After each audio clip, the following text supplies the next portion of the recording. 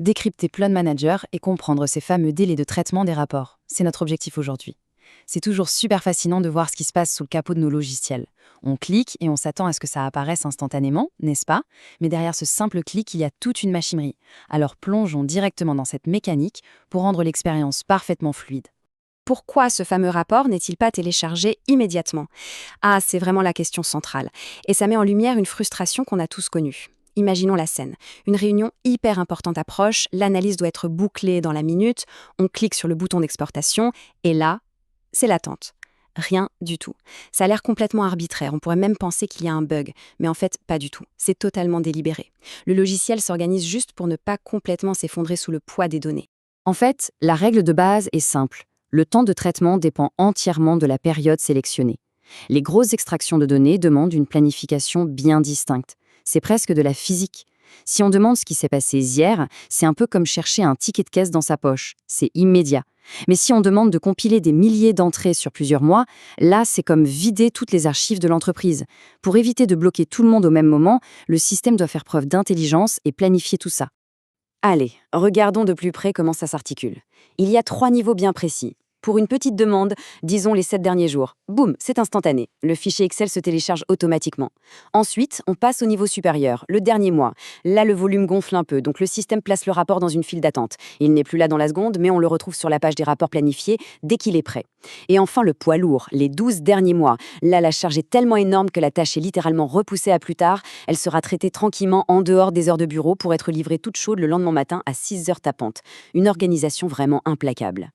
Bon, jusqu'ici, la règle des 7 jours, d'un mois ou d'un an, ça semble limpide. Mais une question assez fascinante se pose. Quelle est la variable cachée derrière tout ça? Comment le système mesure-t-il exactement cette période? C'est quoi l'horloge interne qui décide si une donnée appartient à la semaine dernière ou à l'année dernière? Eh bien, il y a un détail très spécifique que l'algorithme regarde de près. Et c'est justement là que naissent la plupart des malentendus au quotidien. Et c'est là qu'on touche au cœur du problème. Le secret absolu, c'est que le système se base uniquement sur la date de création du dossier. C'est littéralement sa seule boussole. La date du rendez-vous, qui nous paraît pourtant si logique humainement, est complètement ignorée par la machine pour ce calcul. C'est fou, non? Un rendez-vous qui a lieu aujourd'hui peut tout à fait être lié à un dossier créé il y a 6 mois. Mais pour l'algorithme, ce n'est pas du tout récent. C'est une donnée qui a 6 mois, un point c'est tout. Et c'est précisément ce mécanisme qui explique un phénomène super curieux, l'anomalie du traitement nocturne. On a parfois juste besoin d'exporter les infos d'un rendez-vous qui a eu lieu hier. Logiquement, on s'attend à un résultat immédiat. Et la surprise, la demande part en traitement de nuit. Pourquoi? Eh bien tout simplement parce que le dossier rattaché à ce rendez-vous a plus d'un mois. L'algorithme lit cette vieille date de création, se dit «Oula, données lourdes» et envoie le tout dans la file d'attente de nuit.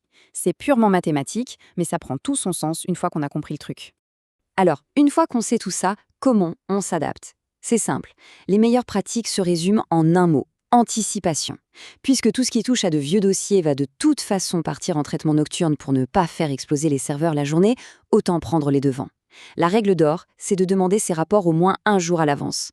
Comme ça, les documents sont générés la nuit et ils attendent sagement à 6 heures du matin. Fini les mauvaises surprises et les blocages en plein milieu d'une journée chargée. Ce qui nous amène à une dernière réflexion.